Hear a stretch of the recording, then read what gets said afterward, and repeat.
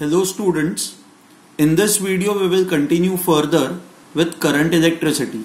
Okay, so in the previous video we had looked at the use of galvanometer, how does galvanometer work, what are the disadvantages of galvanometer, how can a galvanometer be converted into an ammeter, आप galvanometer को ammeter में कैसे convert करते हो, and why is ammeter used. Okay, now in today's lecture we will start off with voltmeter. Now voltmeter जो होता है, voltmeter का काम होता है to measure potential difference. Potential difference. Okay. So say for example, okay, let's consider a very simple circuit. Okay. Okay, you have a battery जिसका अपना internal resistance भी नहीं है. Simple. EMF is 10 volts. Correct? यहां से जो current, let's say this is 10 ohm resistance. Okay, so circuit के अंदर करंट कितना होगा, आपका करंट जो होगा that will be equal to EMF upon resistance, so 10/10 1 ampere. तो ये 1 एम्पियर यहां से पास होगा, तो इसके across potential difference, if I consider this point A and this as point B, potential difference across AB would be equal to I into R according to Ohm's law. So I is 1 ampere, R is 10. So आपका answer आना चाहिए 10 volts. Okay.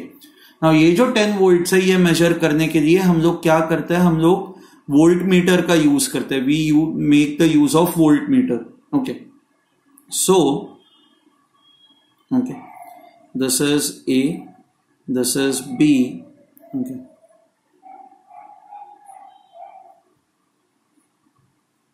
This is 10 volts. Fine. अब आप क्या करते हो, मान लो आपको A और B के अक्रॉस पोटेंशियल डिफरेंस मेजर करना है.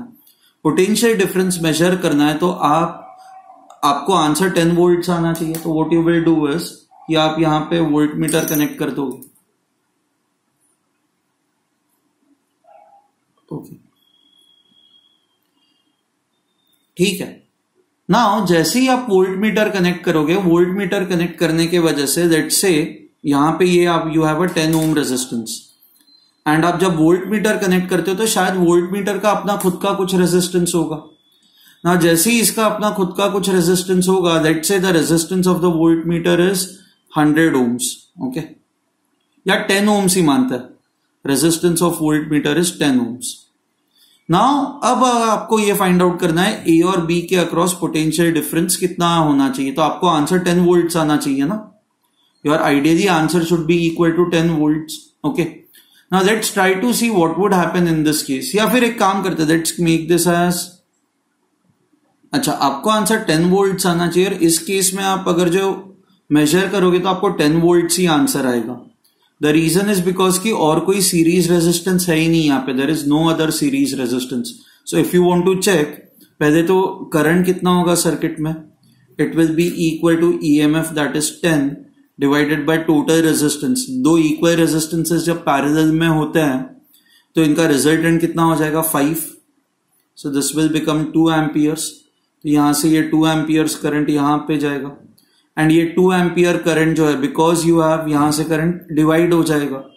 Now because you have 2 equal resistances, तो करंट भी इक्वली ही डिवाइड होगा. तो यहां से 1 एम्पियर करंट जाएगा, यहां से 1 एम्पियर करंट जाएगा. ओके, एंड पोटेंशियल डिफरेंस आपको क्या रीडिंग देगा, ये वोल्टमीटर जो है, रीडिंग ऑफ द वोल्टमीटर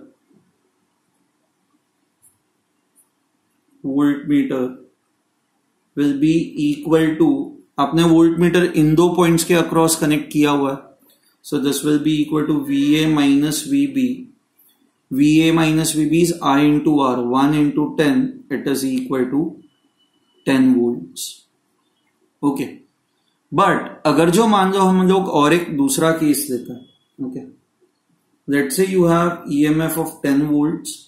इसका मान लो अपना एक इंटरनल रेजिस्टेंस है दैट इज 10 ओम्स का. Okay, and you have a 10 ohm resistance connected over here. Now in this case, अगर जो आपको A और B के बीच में potential difference find out करना है तो पहले आपको current find out करना होगा.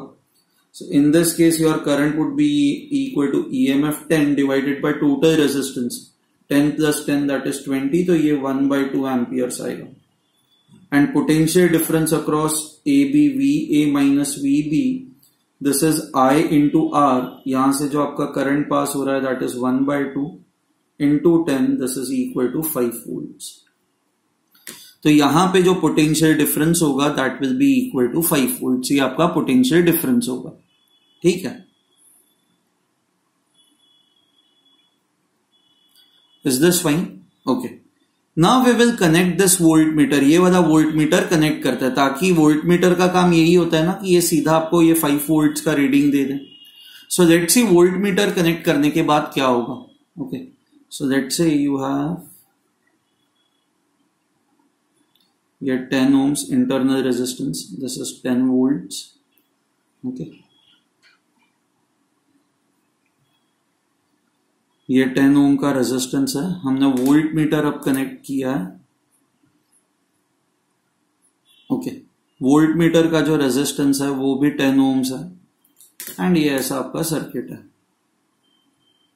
ठीक है. Now let's do one thing. Let's find out the current.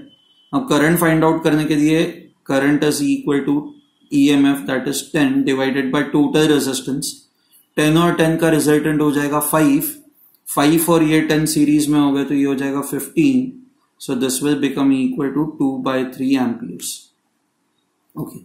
Now ये जैसे ही 2/3 amperes करंट यहां पे पहुंचेगा ये इक्वली डिवाइड हो जाएगा ना, क्योंकि ये दोनों इक्वल रेजिस्टेंसेस है.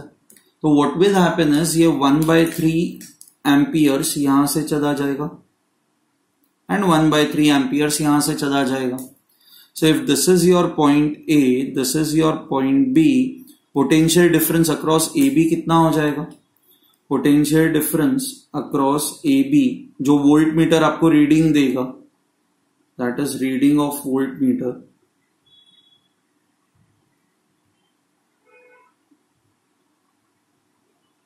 is equal to VA minus VB. This is equal to current that is 1/3 into resistance that is 10. This is 3.33 volts. अब आप देखो एक्चुअल वोल्टेज कितना था A और B के बीच में 5 volts. तो आपका आंसर 5 आना चाहिए था. बट आपको एक्चुअल में वोल्ट मीटर कनेक्ट करने पे वोल्ट मीटर आपको क्या रीडिंग दे रहा है? 3.33. ये तो रॉन्ग रीडिंग है ना. ये रॉन्ग रीडिंग क्यों आई? अब एक काम करता है. अब हम लोग ये मानता है कि this volt metre wrong reading क्यों आई? सबसे पहले एक तो आपका करंट चेंज हुआ. 1/2 एम्पियर जो आपका था that became 2/3 ampere. And current क्यों चेंज हुआ? क्योंकि आपका रेजिस्टेंस चेंज हुआ. पहले जो 20 ohms था अब ये 15 ohms हो गया. एंड रेजिस्टेंस क्यों चेंज हुआ? क्योंकि वोल्ट मीटर का अपना कुछ तो एक रेजिस्टेंस था. ओके. नाउ अब मानते हैं कि वोल्ट मीटर का रेजिस्टेंस इनफाइनाइट है. Okay. So if voltmeter has infinite resistance,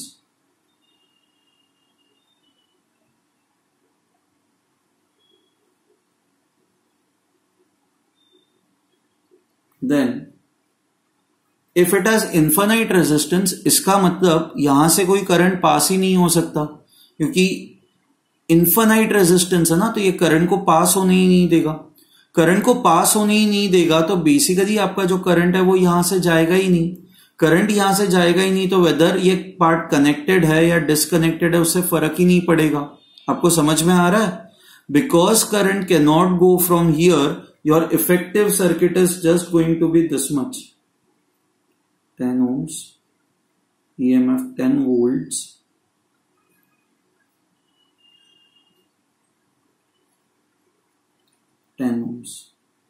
effectively आपका सर्किट ऐसे ही होगा. इट्स लाइक यहां से तो करंट पास हो ही नहीं रहा. You can as good as think of this as open circuit. ये ओपन सर्किट है. ओपन सर्किट के केस में there is infinite resistance, current वहां से पास होगा नहीं. तो ऐसे केस में this circuit is same as this circuit. तो यहां पे करंट कितना हो जाएगा? 1/2 एम्पियर जितना यहां पे था. एंड इसके अक्रॉस पोटेंशियल डिफरेंस जो हो जाएगा that will become equal to 5 volts. समझ में आया? So if the volt meter has infinite resistance, this circuit will be same as this circuit. तो यहां पे जो वोल्ट मीटर है, this volt meter will give you a reading of 5 volts. of 5 volts, which is your true reading. ये आपकी true reading है ना. So I can say that an ideal voltmeter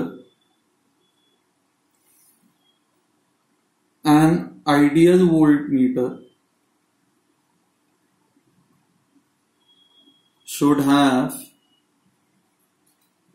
infinite resistance.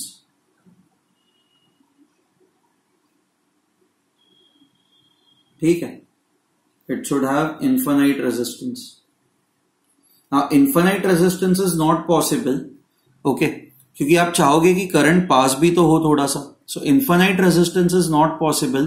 So resistance should be as large as possible. Okay, resistance जितना बढ़ सकता है उतना बड़ा होना चाहिए. At the same time you can see that ये voltmeter जो है वो किसी भी component के across connected होता है, which means it is always connected in parallel. So voltmeter is always connected in parallel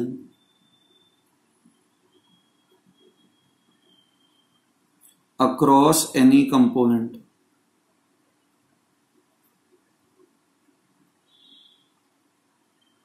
Okay, so it is always connected in. So voltmeter is always connected in parallel. Ideal voltmeter should always have infinite resistance. ठीक है, so these two things you should always remember. अब इसके बाद अब हम लोग आगे जाते हैं. ओके, अब इन्फिनाइट रेजिस्टेंस है, या मतलब आपको रेजिस्टेंस अगर जो इंक्रीज करना है, तो रेजिस्टेंस इंक्रीज करने के लिए आप जब सीरीज में रेजिस्टर्स को कनेक्ट करते हो तब जाके रेजिस्टेंस इंक्रीज होता है. करेक्ट, ये पढ़ा हुआ है ना कि रेजिस्टेंस इंक्रीज करने के लिए आपको रेजिस्टर्स को सीरीज में कनेक्ट करना होगा. So how to convert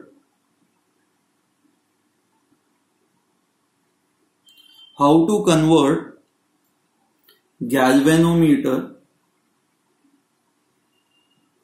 into voltmeter? This is the question. It is very simple. This should give you the hint. आपको रेजिस्टेंस इंक्रीज करना है. रेजिस्टेंस इंक्रीज करने के लिए मान लो कि ये आपका गैल्वेनोमीटर है. इसका अपना रेजिस्टेंस इनफ नहीं है, आपको इसका रेजिस्टेंस इंक्रीज करना है. आप क्या करोगे, सीरीज में एक रेजिस्टर कनेक्ट कर दोगे and this entire thing will become your voltmeter. Okay, ठीक है. नाउ लेट्स से ये वोल्टमीटर से जो करंट पास हो रहा है, let's call that as IG, क्योंकि ये सेम करंट गैल्वेनोमीटर से भी पास हो रहा है. So the reading of the voltmeter, the voltmeter is equal to, see if you see over here, voltmeter इन दो पॉइंट्स के अक्रॉस कनेक्टेड है, तो reading of the voltmeter is potential difference across AB. But because voltmeter and ये resistance parallel में connected है, तो इसके across जितना पोटेंशियल डिफरेंस होगा उतना ही पोटेंशियल डिफरेंस वोल्टमीटर के भी अक्रॉस होगा, because these two are in parallel.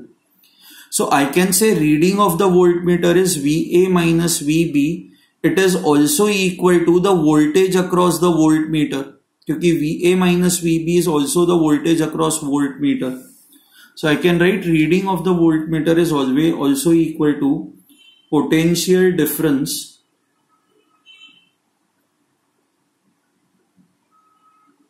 across voltmeter. हाँ, potential difference across the voltmeter, ये आपका पूरा वोल्टमीटर है. So, इसके अक्रॉस पोटेंशियल डिफरेंस कितना होगा, current through the voltmeter into the resistance of the voltmeter, that is G plus R. This is basically the reading of the voltmeter V. Okay, अब G and R, एक बार आपने voltmeter construct कर दिया तो G और R fix हो गए.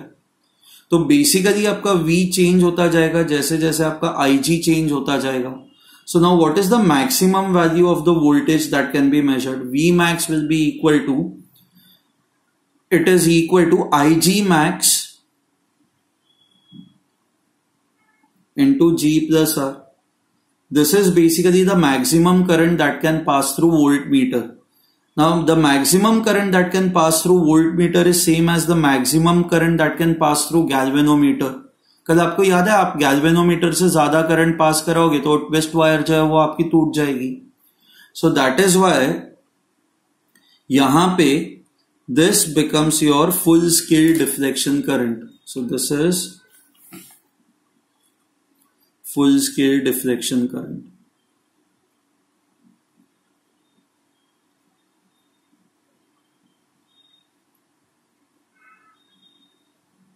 ठीक है.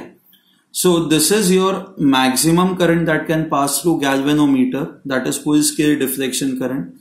This is the maximum voltage that can be measured.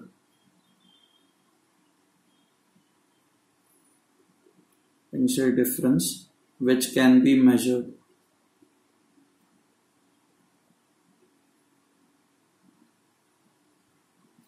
Okay, इसी को कहा जाता है voltage rating.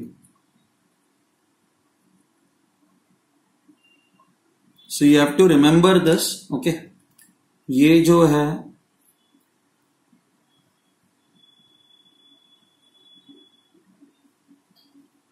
V max is equal to IG max into G plus R. This is your voltage rating. Okay. So normally आपको question में यही दिया जाएगा. This would be given to you, this would be given to you, G would be given to you, and आपको पूछा जाएगा what should be the value of R to construct this voltmeter. तो आप ये एक ही फॉर्मूला जो है वो एक ही फॉर्मूला आप याद रखोगे. This is the only formula. कई बार बहुत सारे बुक्स में इसको रीराइट करके ऐसे लिखा जाता है V by IG minus G is equal to R, but won't make a difference. उससे बेटर है ये एक ही चीज, ये डायग्राम याद रखो एंड इसके बेसिस पे you have to remember this. ठीक है.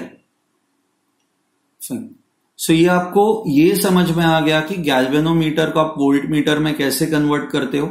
आपने ये भी देखा कि अगर जो वोल्ट मीटर का रेजिस्टेंस इनफाइनाइट नहीं है, if the resistance of the volt meter is not infinite, there will be error in the readings.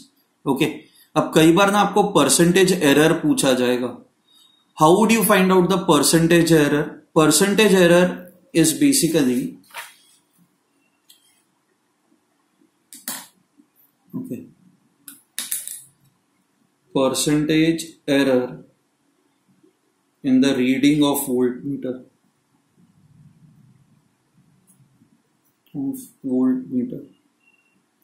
It is simply equal to, okay, actual reading minus true reading divided by true reading into 100. True reading मतलब volt meter connect करने से पहले जो reading थी वो जो आनी चाहिए थी. True reading is the correct reading without voltmeter connected, correct reading when voltmeter was not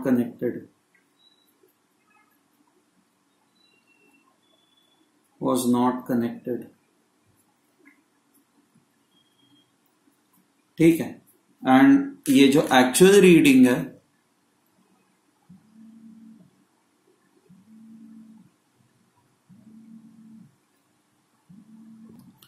this is reading displayed by voltmeter.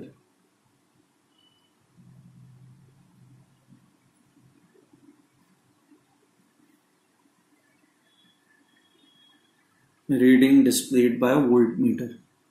ठीक है. सो जैसे फॉर एग्जांपल हमने यहां पे किया था कि true reading is 5 volts but reading displayed bye voltmeter is 3.33 volts. तो अगर जो ये एग्जांपल हम लोग देता है तो परसेंटेज एरर निकाले.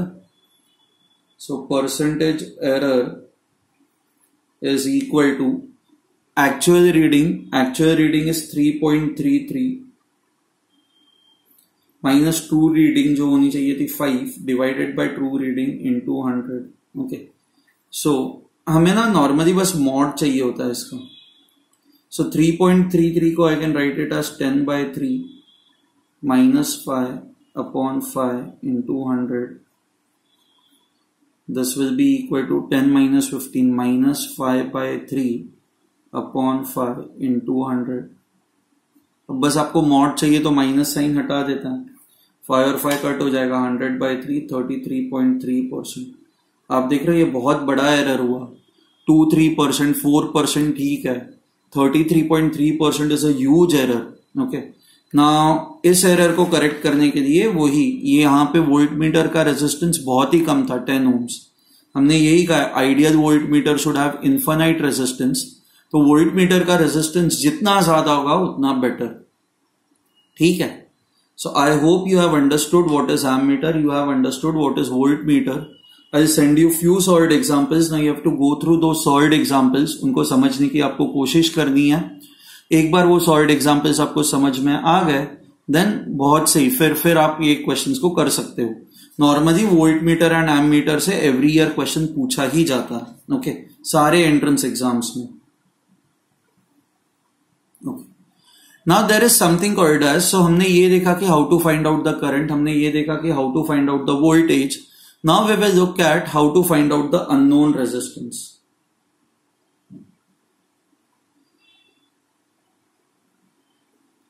Okay. Now ये unknown resistance find out करने के लिए we will use something called as meter bridge. अब ये मीटर ब्रिज क्या होता है? It is a setup, it is similar to your Wheatstone bridge. Wheatstone bridge जैसा ये सेटअप होता है। ओके, ये जो सेटअप होता है it is something of this type. Okay, you have a 1 meter long wire used for this experiment. Okay, अब ये सेटअप मैं बनाता हूं। So you have 1 meter long wire. Okay, फिर यहां पे ऐसे मेटल कनेक्टर्स होते हैं, मेटल स्ट्रिप्स होती है।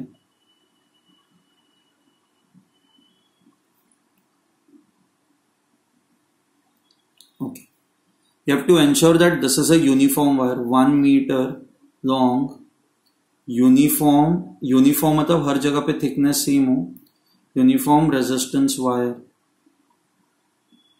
ठीक है, ओके, फाइन। जब यूनिफॉर्म वायर होती है ना, तो यूनिफॉर्म वायर के लिए ये होता है कि जो किसी भी सेक्शन का, अगर तो ये इतना छोटा सा सेक्शन लेते हो आप, मान लो ये इतना सेक्शन लेते हो जिसका ये लेंथ है लेट्स से L1, तो इस सेक्शन का जो रेजिस्टेंस होता है, लेट्स से इस सेक्शन का रेजिस्टेंस इज R1, तो it will be directly proportional to its length. Okay, this is the concept behind a uniform wire, क्योंकि रेजिस्टेंस ऑफ अ वायर आप लोगों ने पढ़ा हुआ है, it is equal to ρL/A। अब यूनिफॉर्म वायर है तो हर जगह पे क्रॉस सेक्शन एरिया कांस्टेंट होगा, एंड सेम मटेरियल से बना हुआ है तो ये कांस्टेंट होगा। So resistance would then be directly proportional to the length. Okay, fine. So you have this wire, it is connected to ये आपके metal strips है। Okay. अच्छा, you can see that there is a gap over here. यहां पे एक gap है, इसको कहा जाता है लेफ्ट गैप, एंड यहां पे और एक गैप है, this becomes your right gap. ठीक है, सो ये हुआ आपका left gap, this is your right gap. Okay, and यहां पे फिर आप बैटरी कनेक्ट करते हो। ठीक है, आप एक वेरिएबल रेजिस्टर कनेक्ट कर दोगे let's say to control the current in the circuit. Okay, now you also have something called as galvanometer.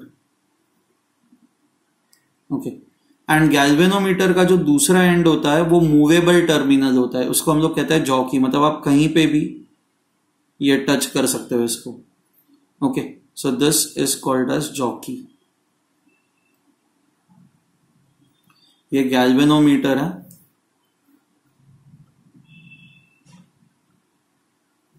इसका काम क्या होगा, यहां से जो भी करंट फ्लो हो रहा है that is IG, it measures IG, कितना करंट फ्लो हो रहा है IG। ठीक है, now what will happen is, ये बैटरी का काम होगा करंट सप्लाई करना। सो बैटरी ये it will supply the current, ये करंट जैसे ही यहां पे जाएगा ये डिवाइड हो जाएगा, some part of the current will go from here, some part of the current will go from here, let's call this current as I1, this current as I2। ये करंट जैसे ही आगे जाएगा, अब ये गैप है ना, तो करंट यहां पे रुक जाएगा। सो इस गैप के अंदर व्हाट वी डू इज, इस गैप के अंदर जो भी अननोन रेजिस्टेंस है वो अननोन रेजिस्टेंस आप कनेक्ट करते हो. सो मान लो ये लेफ्ट गैप के अंदर आपने जो रेजिस्टेंस कनेक्ट किया है that is let's say unknown resistance.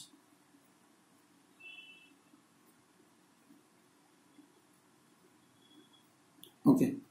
And ये जो राइट गैप है, राइट गैप के अंदर आप एक नोन रेजिस्टेंस कनेक्ट करते हो. ओके, जिसकी वैल्यू हमें पता है. This is your known resistance.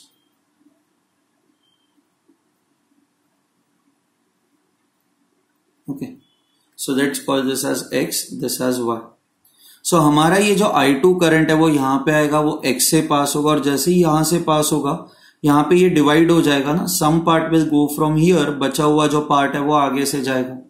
Okay, so if you look at this section, this is similar to your this section. ये मान लो यहां पे एक रेजिस्टर है. So if I call this point as point A, this will also be A, this as B, this will also be B. सो ये A हुआ, ये B हुआ. A से एक रेजिस्टर निकल रहा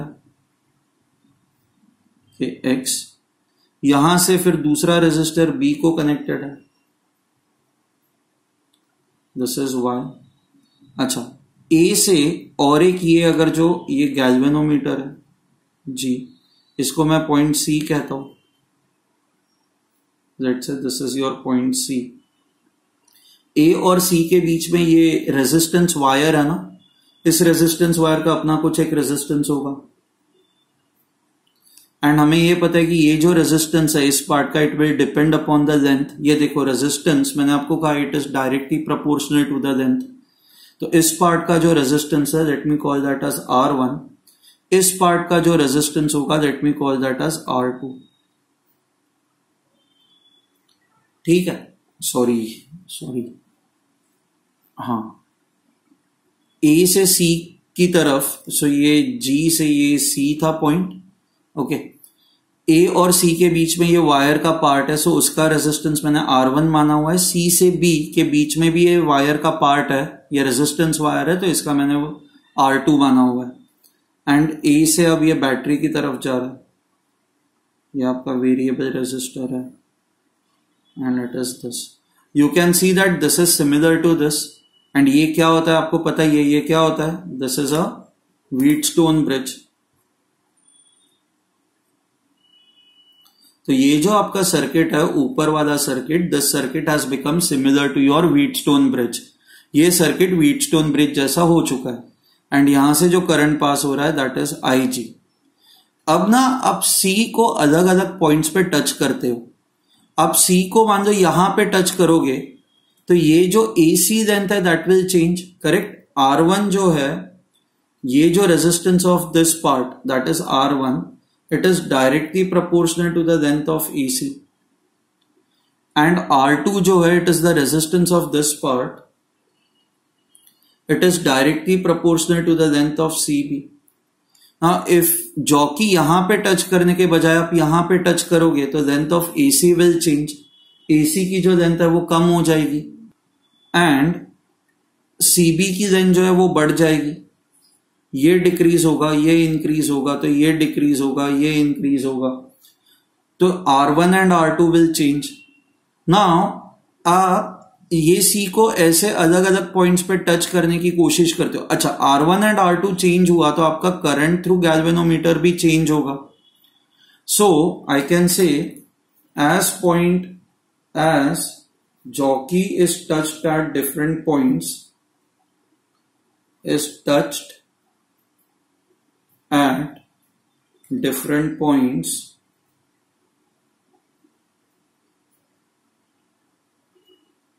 then IG will change.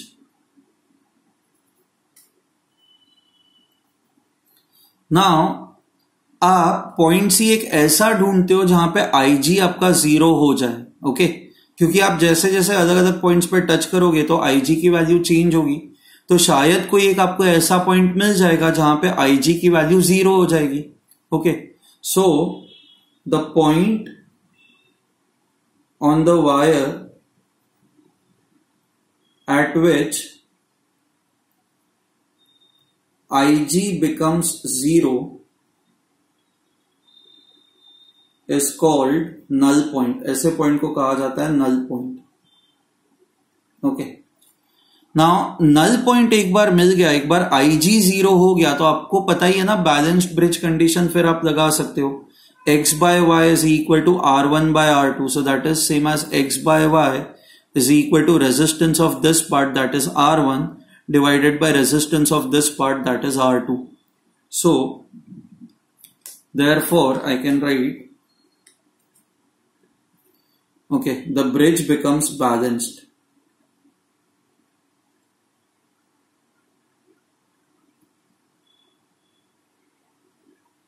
And whenever your bridge becomes balanced, I can use balanced bridge condition. X by y is equal to R1 by R2. Okay. But we know that resistance is directly proportional to the length. So I can simply write R1 by R2 as length of AC upon length of CB. समझ में आया आपको ये? Resistance इसका major करना इतना simple नहीं है, बट लेंथ डायरेक्टली मेजर करना सिंपल है ना. यहाँ पे ये स्केल पे ही आप ये वायर को फिट करते हो, तो डायरेक्टली आप ये जो लेंथ है वो लेंथ इजीली मेजर कर सकते हो. ओके, सो लेट्स से if the length of this part is L, ये 1 मीटर वायर है, 1 मीटर वायर है मतलब 100 centimetre long wire. So if the length of this part is L centimetres, इस part का लेंथ कितना हो जाएगा?